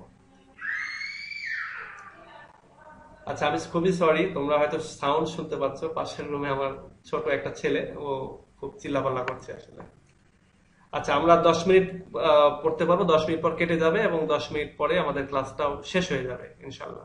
আমরা 10 মিনিটে এটুকু পড়ে ফেলি। দেখো, আচ্ছা, অ্যাংলো স্যাক্সন ক্রনিকেল সম্পর্কে আমরা পড়ছি, কিছুটা জানলামও যে অ্যাংলো স্যাক্সন ক্রনিকেলের ভিতরে কি রয়েছে এবং অ্যাংলো স্যাক্সন ক্রনিকেল সম্পর্কে আমরা আর একটু ডিটেল জানার চেষ্টা করি। বলা হচ্ছে Anglo Saxon chronicle is often called the old English annals, অর্থাৎ ওল্ড ইংলিশ এর যে কাহিনীগুলি, সেই কাহিনীগুলি মূলত এই অ্যাংলো স্যাক্সন ক্রনিকেল যেটা রয়েছে সেটার ভিতরে রয়েছে। অর্থাৎ ওল্ড ইংলিশের যত কাহিনী বা যত স্টোরি, তার সবকিছুর একটা সার সংক্ষেপ এই অ্যাংলো স্যাক্সন ক্রনিকেলের ভিতরে রয়েছে, তাই এটাকে বলা হয় old English annals. Because it consist of 4 distinct chronicles preserved in different manuscript। আচ্ছা, কেন এটাকে ওল্ড ইংলিশ অ্যানালস বলা হচ্ছে? কারণ এটার ভিতরে 4টা আলাদা ধরনের ম্যানুস্ক্রিপ্টের ভেতরে ক্রনিকেল গুলো প্রিজার্ভ করা রয়েছে, মানে সংরক্ষণ করা হয়েছে। The compiler was probably a clergy in King Alfred's services who used various sources like, আচ্ছা, বলা হচ্ছে এই যে কম্পাইলার, যেই ব্যক্তিটা এই 4টা ম্যানুস্ক্রিপ্টকে এক জায়গায় করেছেন, কম্পাইল করেছেন, তিনি সম্ভবত কিং আলফ্রেডের অধীনে চাকরি করতেন এবং তিনি ছিলেন একজন ক্লার্জি, একজন যাজক বা ধর্মীয় ব্যক্তি আর কি।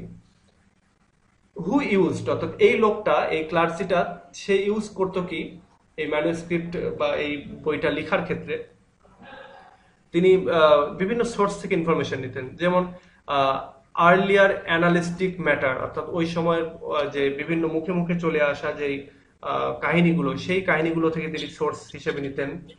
তারপরে জেনেলজি, অর্থাৎ জাতিভিত্তিক যেই বিষয়গুলো, যে স্টোরি বা যে কাহিনীগুলো থাকতো সেগুলো থেকে তিনি নিতেন।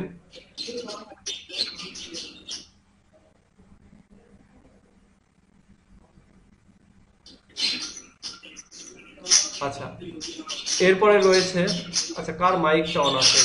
তনিমা, তুমি তোমার মাইকটা অফ রাখো। আচ্ছা, তোমার নাম তনিমা। আমার যে ছোট ছেলে 10 মাস বয়স, তার নাম হচ্ছে তানিম, মানে নামটা আমার অনেক প্রিয় আর কি। আচ্ছা, এবার এখানে দেখো যে এই যে কম্পাইলার, যে 4টা ম্যানুস্ক্রিপ্ট এক জায়গায় করেছিল, সে কিং আলফ্রেডের অধীনে চাকরি করতো এবং তিনি একজন ক্লার্জি ছিলেন, এটা প্রবাবলি বলা হচ্ছে, সম্ভবত আর কি। এবং তিনি যেই মানে অ্যাংলো স্যাক্সন ক্রনিকেলের যে ঘটনাগুলি তিনি বিভিন্ন সোর্স থেকে নিতেন সেটা হচ্ছে ওই সময়ের বিভিন্ন কাহিনী, মুখে মুখে চলে আসা বিভিন্ন কাহিনী থেকে বা বংশগত যে বিভিন্ন গল্প স্টোরি থাকে সেগুলো থেকে। আর একটা হচ্ছে বেদের যে ইক্লেসিয়াস্টিক্যাল যে হিস্টোরি, সেখান থেকে অর্থাৎ ধর্মীয় যে হিস্টোরি সেখান থেকেও তিনি নিয়েছেন। এবং আরেকটা হচ্ছে ওরাল রিপোর্ট, অর্থাৎ মৌখিক বিভিন্ন মানুষের মুখে মুখে যে তথ্যগুলো তিনি পেয়েছেন এইগুলোর মাধ্যমে তিনি হচ্ছে রিপোর্টগুলো নিয়েছেন, বা এই অ্যাংলো স্যাক্সন ক্রনিকেল এগুলো থেকে নিয়েছেন। The chronicle record the contemporary events of 9th, 10th, 11th and 12th century. এই যে অ্যাংলো স্যাক্সন ক্রনিকেল, এই ক্রনিকেলের ভেতরে রেকর্ড রয়েছে তৎকালীন ঘটনাগুলো কোন সময়ের? নবম শতাব্দী হচ্ছে 800 থেকে 900 এই সময়টা। তারপর দশম হচ্ছে 900 থেকে 10 মানে 1000 সাল এইটা। এরপরে রয়েছে 11th অর্থাৎ 1000 থেকে 1100, এবং 1200 যেটা সেটা হচ্ছে 1100 থেকে 1200। এই এই এই 4টা বছরের মানে 400 বছরের আর কি ঘটনা এখানে রয়েছে।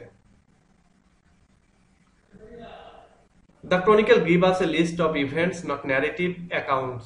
বলা হচ্ছে এই যে ক্রনিকেলটা, এই যে বইটা, এটা আমাদেরকে জাস্ট একটা লিস্ট দেয়, এটা কোনো বর্ণনা কিন্তু এখানে নেই।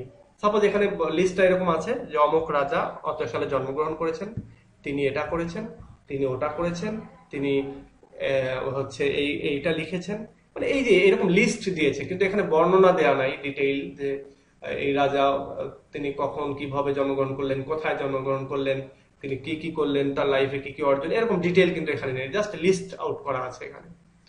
Therefore the Anglo-Saxon Chronicle is important from historical point of view.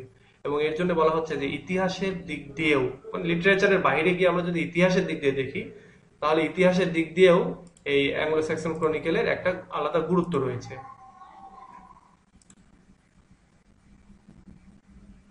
It contains the information of early English history.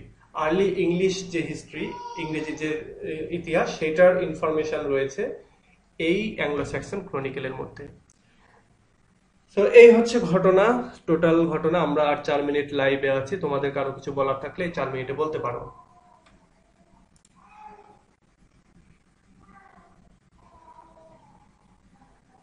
আচ্ছা, আমরা 1 ঘন্টার বেশি ক্লাস নেব না কোনোদিনই, এটা খুবই কষ্টকর, আমিও জানি। এটা আজকে যেহেতু প্রথম দিন, অনেকদিন পর, তাই একটু বেশিক্ষণ ধরে নিলাম। আচ্ছা, তোমাদের কারো কিছু বলার আছে? স্যার ফার্স্ট ব্রড কোয়েশ্চেনটা আরেকটু মানে আলোচনার সমাপ্তি ঘটাইলে একটু ভালো হতো স্যার। আচ্ছা, আরেকটু আলোচনা করার সুযোগ নাই, কারণ টাইমই নাই। আরেকটা জিনিস হচ্ছে 3 মিনিট টাইম আছে। আরেকটা জিনিস হচ্ছে এই ভিডিওটা তো আমি ভিডিও করে দিবই, ভিডিওটা যখন তোমরা দেখবা 2বার 3বার দেখবা, মানে শুনবা, তাহলেই ওটা হয়ে যাবে।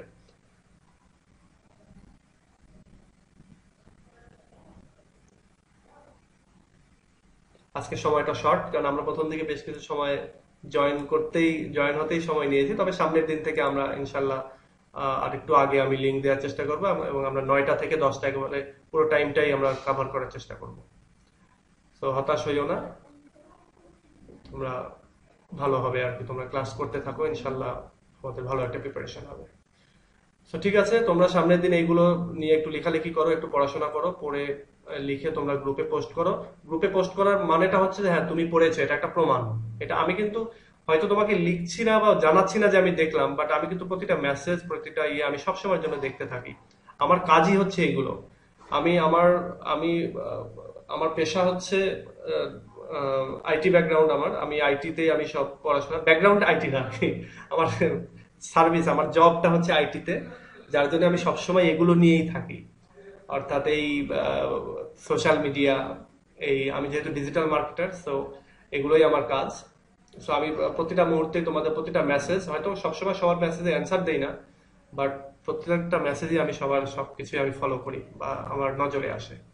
সো তোমরা আমার হোয়াটসঅ্যাপ থেকেও নক দিতে পারো, তোমরা এখানে নক দিতে পারো, যেখান থেকে যেভাবে আমাকে রিচ করতে পারো, যে কোনো বিষয় যে কোনো সময় তোমরা রিচ করবা। যেহেতু তোমাদের সামনে পরীক্ষা, তোমাদেরই প্রথম পরীক্ষা হবে, সো তোমাদের প্রায়োরিটি আগে। তো তোমরা তোমাদের যে ফার্স্ট ইয়ারের পরীক্ষা হবে না, আমরা ওটাকে আলাদা করে রাখি। ওটা নাও হতে পারে, বা এমনও হতে পারে যে ওইটার তোমার অ্যাসাইনমেন্ট আকারে নিতে পারে, এমনও হতে পারে ওইটা 50 মার্কের মধ্যে হতে পারে, কিন্তু তোমাদেরটা ফুললি হবে, এটা আমরা আশা করছি। বা আমার মনে হয় স্যার কিছুদিন পর তো এই যে আজকে আমার টিচারকে কল করলাম, উনি বললো কিছুদিনের মধ্যে থার্ড ইয়ারের ফর্ম ফিল আপ হবে। থার্ড ইয়ার তাহলে ফর্ম ফিল আপের কিভাবে কি ডেট এত দিয়ে কিছু দিয়েছে, এত থার্ড ইয়ার প্যারা ফর্ম ফিল আপের একসাথে? ডেট দিয়ে দিয়েছে। এখন একটা আমাদের জিনিস হচ্ছে যে তো ফর্ম ফিল আপের 3 মাস পরে পরীক্ষা হয়, মানে আগে যেটা হতো। তো এখন কতদিন পর নিবে সেটা দেখার বিষয়। তবে সেটাই তো। যদি ফর্ম ফিল আপটা এই বছর মানে থার্ড ইয়ারের হয় তোমাদের পরীক্ষা, তবে এটা হতে পারে তোমাদের নভেম্বর, অক্টোবর নভেম্বরের দিকে পরীক্ষা হতে পারে। আর থার্ড ইয়ারেরটা ডিসেম্বরে হতে পারে। আর ফোর্থ ইয়ার জানুয়ারি ফেব্রুয়ারি এদিকে হতে পারে। বা খুব যদি পেছায় তবে আর একটু হয়তো পেছাতে পারে। তবে এটা যে নিশ্চিত থাকো তোমরা, সেটা হচ্ছে যে করোনার পরবর্তীতে সব পরীক্ষাই খুবই সহজ হবে, এটা নিশ্চিত থাকো। কারণ কারণ দীর্ঘদিন ক্লাস হয়নি, এটা নিয়ে কোনো রকম টেনশনই করিও না। ইভেন তোমরা কখনো কোনো পরীক্ষায় কোনো প্রশ্ন কমন পড়েনি ছেড়ে দিয়ে আসবা না, যা ইচ্ছা খাতায় লিখে দিয়ে আসবা। একটু প্রাসঙ্গিক করার চেষ্টা করবা, তাহলেই দেখবা স্যার মার্কস এখন পেয়ে একটু যাবে। প্রবলেম হলো কি হ্যাঁ, যে ফ্রি হ্যান্ড রাইটিং, এটার ফ্রি ব্যাপারে হ্যান্ড কি রাইটিং করতে এর পারি, জন্য আপনি কি তো সাজেস্ট করেন? আচ্ছা, ফ্রি হ্যান্ড রাইটিং এর জন্য এক কথায় যত বেশি লিখবা, যত বেশি ইনফরমেশন বা লিটারেচার বা এগুলো তথ্য তোমার মাথায় থাকবে, বৈশিষ্ট্যগুলো মাথায় থাকবে, তুমি তত বেশি লিখতে পারবে। আর লিখতে হবে, বেশি বেশি লিখতে হবে। যে আজকে লিখার জন্য যে তোমাদেরকে আমি বললাম, এটা তোমরা সামনের দিন লিখে দাও। হ্যাঁ, এইভাবেই কন্টিনিউ করো, 1-2 মাসের মধ্যে হয়ে যাবে। আচ্ছা, আমাদের লাইভটা কেটে যাবে এখনই 1 মিনিটের মধ্যেই। ওকে স্যার, আসসালামু আলাইকুম, বাই। আচ্ছা, তোমরা সবাই ভালো থেকো। আর নেক্সট ক্লাস কালকের পরের ওকে দিন। স্যার, আপনিও ভালো থাকবেন। আচ্ছা, আল্লাহ হাফেজ। স্যার জি, হ্যালো, হ্যাঁ, হ্যাঁ নেক্সট ক্লাসটা কি এটার কালকের উপরেই পরের দিন। হবে নাকি হ্যাঁ, অন্য কোনো কালকের পরের দিন থাকবে? এভাবেই, কালকের পরের দিন এভাবেই হবে। এই হিস্ট্রি সাবজেক্ট কি? হ্যাঁ হ্যাঁ, হিস্ট্রি সাবজেক্টের উপরই।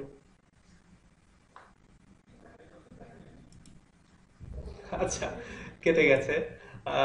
40 মিনিট পর পর আসলে জুম কেটে যায়। আমি জুমের যে পেইড প্যাকেজ সেটা নিব, তবে এখনই নিচ্ছি না, কারণ এটার দামটা কম না, প্রায় 15-16 হাজার টাকা দাম। সো এটা আমি এটা নিয়ে ফেলবো। হয়তো তোমরা যখন থার্ড ইয়ারে উঠবে তখন তোমরা দেখবা যে আমি পুরো ক্লাসটাই তোমাদের লাইভ ক্লাস নিচ্ছি। এখন যেরকম নিউ সেকেন্ড ইয়ার যারা আছে তাদের কিন্তু আমি যেমন 27-28টা ক্লাস রয়েছে, প্রত্যেকটাই লাইভ ক্লাস, এবং আহ, মানে ওয়ার্ড বাই বাই লাইন সব করা হচ্ছে। ওরা যেহেতু মান্থলি পেমেন্টে পড়াশোনা করছে, তো এটাও তোমরা যখন থার্ড ইয়ারে উঠবে আমরা তখন ওইভাবে পড়াশোনা করবো, এবং তখন এটা কিনে নেবো আমি। তখন যতক্ষণ ইচ্ছা আমরা ক্লাস নিতে পারবো, আর এভাবে কেটে যাবে না, বারবার জয়েন করতে হবে না। তো ঠিক আছে, আজকে পর্যন্তই। নেক্সট ক্লাসে আবার কথা হবে। সে পর্যন্ত সবাই ভালো থাকো। আল্লাহ তোমাদের সবাইকে ভালো রাখুক। আল্লাহ হাফেজ।